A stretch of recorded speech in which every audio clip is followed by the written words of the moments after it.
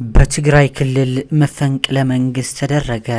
በትግራይ ክልል በደብረጽዮን የሚመራው ታጣቂ ቡድን አሁን በዚህ ሰዓት በርካታ ቦታዎችን ተቆጣጠረ።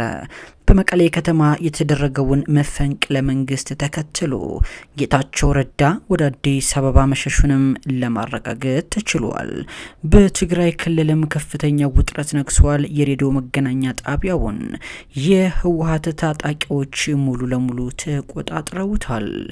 የመከላከያ ኃይል ከባህር ዳርና አካባቢው ለቆ እንዲወጣ ትዕዛዝ ተሰጥቶታልም ተብሏል። በትግራይ ክልል ዳግም ጦርነት ሊቀሰቀስ ነው። ታደምጡታላችሁ። ይህንን ተከትሎ ዓለም አቀፍ የመንግስት ተቋማትና ዓለም አቀፍ መንግስታት ጭምር መግለጫ እያወጡ ይገኛሉ። የመግለጫዎችን ሙሉ ሀሳብ ወደ እናንተ እናደርሳለን።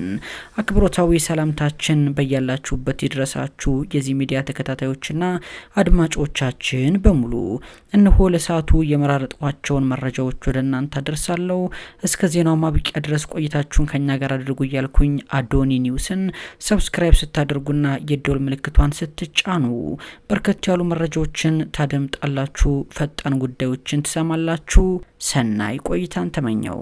በደብረጽዮን የሚመራው ታጣቂ ቡድን የመቀሌ ከተማ ኤፍኤም ራዲዮ ጣቢያን ተቆጣጠረ። የ104.4 የመቀሌ ኤፍኤም ራዲዮ ጣቢያ በደብረጽዮን ገብረ ሚካኤል በሚመራው የህወሓት ቡድን ቁጥጥር ስር ገብቷል ተብሏል። አመራሮቹ በሰራዊት ታጅበው ሬዲዮ ጣቢያውን እንደተቆጣጠሩት ለማረጋገጥ ተችሏል። ምናልባትም በቀጣይ ደግሞ የድምፀ ወያኔና የትግራይ ቴሌቪዥን ሚዲያዎችን ሊይዙ እንደሚችሉ የመረጃ ምንጮች ገልጸዋል። መገናኛ ብዙሃኑ ዛሬ ከአዲስ አበባ የተሰጠውን የጊዜያዊ አስተዳደሩ ፕሬዝዳንት አቶ ጌታቸው ረዳ መግለጫን እስካሁን እንዳላስተላለፉም ነው የተነገረው። የትግራይ ክልል ጊዜያዊ አስተዳደር ፕሬዝዳንት የነበሩት ጌታቸው ረዳ አሁን ላይ በአዲስ አበባ ከተማ እንደተሰደዱም ለማወቅ ተችሏል። ከ100 ቀናት በላይ ዝግ የነበረው የመቀሌ የከንቲባው ጽህፈት ቤት ቢሮም ደብረጽዮን ገብረ ሚካኤል የሚመሩት ህወሓት የመደባቸው ከንቲባ በኃይል እንደገቡበትም ተነግሯል። የምስራቃዊ ዞን የአዲግራት ከተማ አስተዳደሮችም እንዲሁ ደብረጽዮን ገብረ ሚካኤል በሚመሩት ህወሓት ቁጥጥር ስር ውለዋል። በደቡባዊ ምስራቅ ዞን አዲጎዱም የሳምረ እንዲሁም የሀገረ ሰላም ከተሞች የጊዜያዊ አስተዳደሩ መዋቅሮች በህወሓት ተመራጮች መተካታቸው ተገልጿል።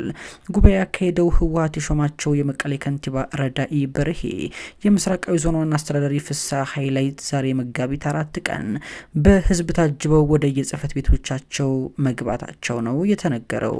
የአዲግራት ከተማ የከንቲባ ጽህፈት ቤት ደግሞ ትናንትና መጋቢት 3 ቀን የህወሓት ተመራጩ ከንቲባ ገብቶ ስራ መጀመሩ ታውቋል።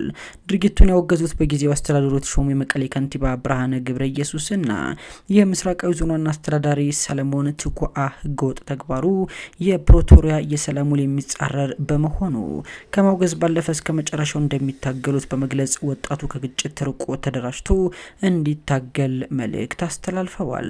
የትግራይ ሰሜናዊ ምዕራብና የማዕከላዊ ዞን አስተዳደሮችም ጉባኤ አካሂጃለሁ በማለው ህወሓት ቁጥጥር ስር ከዋሉ ወራት ተቆጥረዋል። የትግራይ ደቡባዊ ዞን ከተሞች እስካሁን የሰዓትና ደቂቃ ድረስ በጊዜያዊ አስተዳደሩ ሹመኞች እጅ እንደሚገኙ ተዘግቧል። ይህ በእንዲህ እንዳለ ፕሬዝዳንት ጌታቸው ረዳ የሚገኙባቸው በርካታ የጊዜያዊ አስተዳደሩ ስራ ኃላፊዎች ወደ አዲስ አበባ መጓዛቸው ነው የተሰማው። አቶ ጌታቸው ረዳ በአዲስ አበባ በሸራተን ሆቴል መግለጫ ሰጥተዋል። የፌዴራል መንግስት ጣልቃ እንዲገባ በይፋ ጥያቄ አላቀረብንም ያሉት አቶ ጌታቸው ረዳ የፌዴራሉ መንግስት ጣልቃ እንዲገባ በይፋ ጥያቄ አላቀረብንም ሲሉ ተናግረዋል።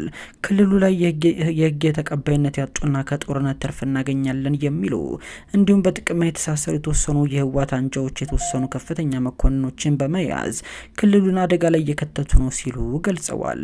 ይህ እንቅስቃሴ ትግራይን ወደ ሌላ የትርምስ ምዕራፍ እየወሰደ ይገኛል ያሉት ጌታቸው ረዳ ይህንን አስመልክቶ የፌዴራል መንግስቱ በፕሪቶሪያ ስምምነት መሰረት ጊዜያዊ አስተዳደሩ ስራውን እንዲሰራ ድጋፍ እንዲያደርግ እንጂ ጦር አዝምቶ ጣልቃ እንዲገባ ጥያቄ አላቀረብንም ነው ያሉት። በዚህ ደረጃ ጥያቄ ለማቅረብ የሚያስችል ሁኔታም የለም ሲሉ የገለጹት ጌታቸው ረዳ ክልሉ ወደ ሌላ ጦርነት መግባት የለበትም፣ ጊዜያዊ አስተዳደሩ የፌዴራል መንግስቱ ውሳኔ አካል ነው፣ የፌዴራል መንግስቱ አግባብነት ያለው ኃላፊነት መውሰድ ይኖርበታል ሲሉ ገልጸዋል። የትግራይ ህዝብ ደግሞ ወደ ግጭት እንዳይገባና ሰላምን መፍጠር የሚቻልባቸው እድሎችን ማጽናት እንደሚገባ ጨምረው ገልጸዋል። ይህ በእንዲህ እንዳለ የመከላከያ ሰራዊቱ ከባህር ዳርና አካባቢው ለቆ ወደ ትግራይ ክልል እንዲንቀሳቀስ ትዕዛዝ እንደተሰጠም ነው እየተነገረ የሚገኘው። የሆነ ሆኖ በሰሜኑ ሀገራችን ክፍል ትግራይ ክልል ዳግም የጦርነት ጥላሸት ካጠላ ወራት የተቆጠረ ሲሆን ከትናንትና ጀምሮ ደግሞ ውጥረቱ ስለማየሉ ተሰምቷል። አቶ ጌታቸው ረዳም መቀሌ ያለውን ቢሮአቸውን ለቀው አዲስ አበባ ሸሽተዋል። ለዛሬ አበቃን። ሰላም ያሰማን።